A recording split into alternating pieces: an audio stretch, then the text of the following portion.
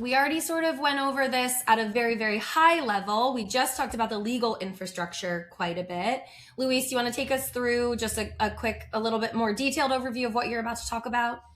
Yeah, so we thought it would be helpful to give folks who are considering participation in Access a good understanding of what are the capabilities, what are the operational processes, what are the financial considerations that we need to really pin down as we look to participate within this model to make sure that this is going to be a success, because there is significant risk in this model given the payment structure that we talked about in the first episode.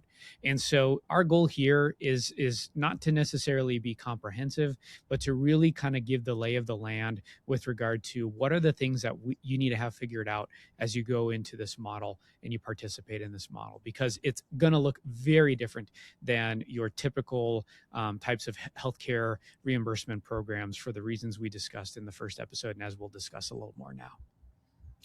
Yeah, and we've broken it up into pre-enrollment operational capabilities and post-enrollment operational capabilities because, like Luis said, there are some very different considerations, both before you decide to enroll patients in an access program and also how you achieve success once you have enrolled patients in the program.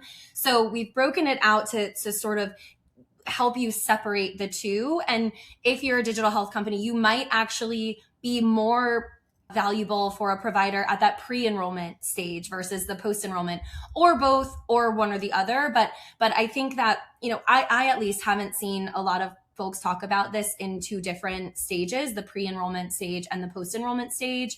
And Luis, I think, very astutely pointed out that there are some very different considerations on both sides of that. So I'm excited for you, Luis, to sort of dig into and separate out those two stages a little more directly.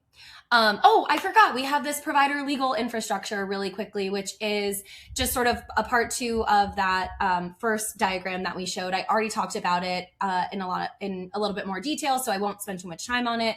But this is just a more detailed overview of that corporate structure that I mentioned, and it pulls in some specific elements of access, such as designating a physician medical director. So this is pretty much a review of what we already talked about. So I'm going to just sort of move on to the next slide. But Luis, was there anything you wanted to add quickly? Yeah, go ahead. There was. I'm not sure we covered it. I know we talked a little bit about the copay waiver in the first session, but I'm not sure that we really hammered home the point that if you choose to waive the copays, you can't just pick and choose your patients. You got to do it for everyone. Yeah. So you want to comment on that a little bit? Yes, thank you. Yeah, so yes, that's right. I think we talk generally about the allowances around copay waivers. So if you're not sure what that looks like, definitely go back to part 1 and take a look at that. But yes, really important point here. If you are a provider and you are choosing to waive copays in accordance with the allowances that CMS has set up under Access, it is important to note that you have to have a consistent policy applied across all aligned patients per track. So you cannot choose to waive copays for certain patients and not for others. You have to choose ahead of time that you are going to waive copays for everyone or for no one.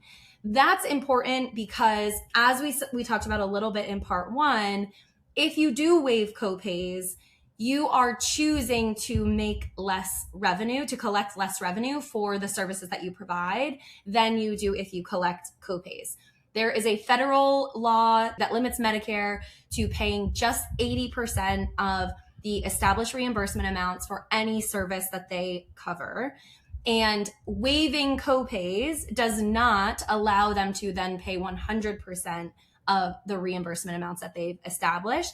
It just means you don't collect that additional 20% from patients. So keep that in mind. And then, like we said, you need to have a uniform policy, which means before you ever start enrolling any patients, you're going to want to spend some time understanding what are the safe harbor rules that CMS will apply here? How do you make sure to stay compliant with those safe harbors? And how do you have a consistent policy that you can very efficiently operationalize? How do you, collect the right information from every enrollment, make sure that you have documented that you're waiving copays for them. Make sure you're documenting, what sort of allowances you've made for each patient, why you've waived it, and then go forth and not collect it from everyone else. So yes, good point. Thank you for reminding me of that, Luis. Thank you for joining us and exploring the details of the Access model. We invite you to watch our other videos on the basics and paths to success in the Access model. We welcome outreach if you have any questions.